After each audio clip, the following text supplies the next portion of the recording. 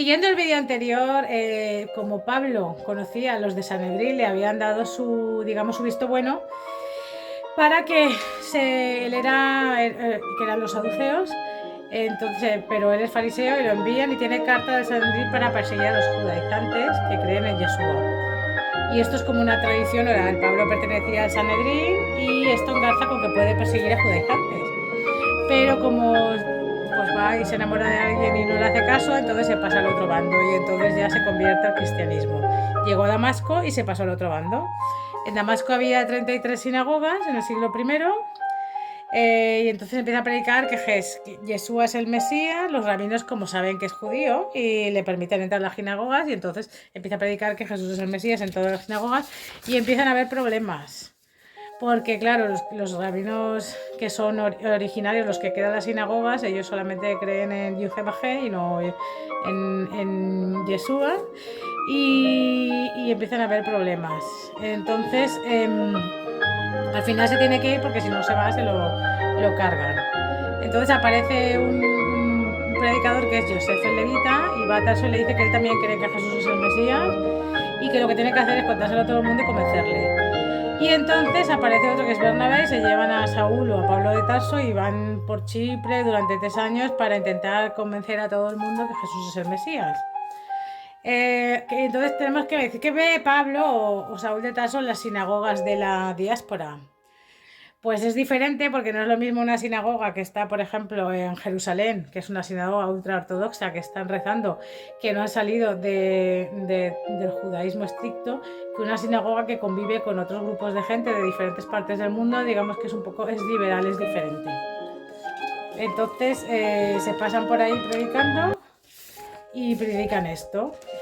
Y tengo que explicar que en las sinagogas pues hay, digamos, que 3 partes diferentes. La primera parte son los judíos que fundan la sinagoga, que son judíos de madre judía, todos judíos de toda la vida, y son los fundadores.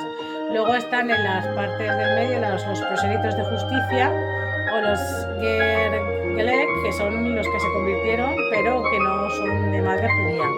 Aquí son cuando se dividieron los griegos, los romanos, los gálatas, los filipenses y los esenios, que son judíos de pleno derecho, se sientan atrás porque no han fundado la comunidad y se les considera conversos por completo. Y luego hay unos, y normalmente estaban formados por mujeres, la mayoría de esta parte. Y luego están en la puerta los prosélitos de justicia, que son los temerosos de Dios. Temerosos de Dios no significa que sean muy buenos y que crean en Dios, sino que es una sección que son semiprosélitos, que les gustan los salmos, cantan, pero no cumplen con toda la liturgia, cumplen algunos mandamientos, pero no se convierten. ¿Pero por qué no se convierten?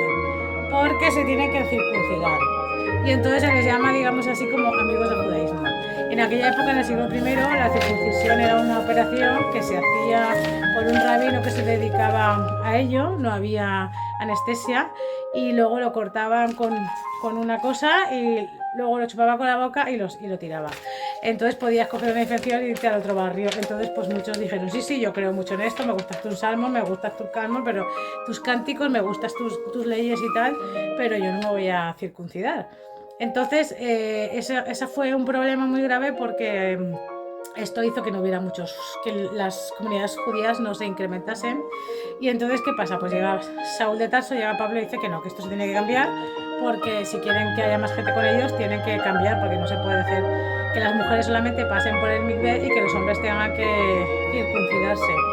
En ese siglo, porque ahora se hace por un médico y no hay ningún problema porque hay anestesia.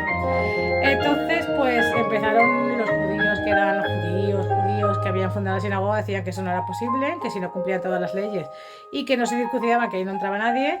Luego estaban los otros que decían, pero si hacéis eso no vais a tener más gente, os vais a quedar los mismos. Total, que siempre estaban discutiendo. Entonces llegó Pablo y dijo, aquí hay que declarar a todos judíos sin circuncisión. Pero no sabía cómo llevarlo a cabo, decía, ¿cómo lo hago yo? Entonces llegó Jacobo y dijo, bueno, pues hay una ley que cuando viene un extranjero puede entrar en la sinagoga, aunque no sea judío, aunque no se haya convertido, aunque no cumpla toda la sagrada, aunque no cumpla todas las leyes, y esté sin circuncidar, simplemente con que crea en Dios y que cumpla algunas cosas. Y entonces aplicaron esa ley y así podían entrar mucha gente, porque ya, aunque no estaban circuncidados y no eran descendientes de madre judía y no eran los fundadores de la sinagoga, podían acogerlos en base a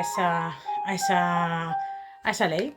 Entonces empezaron a entrar gentiles y pensaban que iban a entrar unos pocos, pero se llenó y entonces habían demasiados judíos porque ya se habían llenado, sobre todo en la parte de temerosos de Dios, en la parte de la puerta, porque claro, no se querían circuncidar, no querían operarse porque no querían porque pensaban que se podían morir de una infección y no quisieron.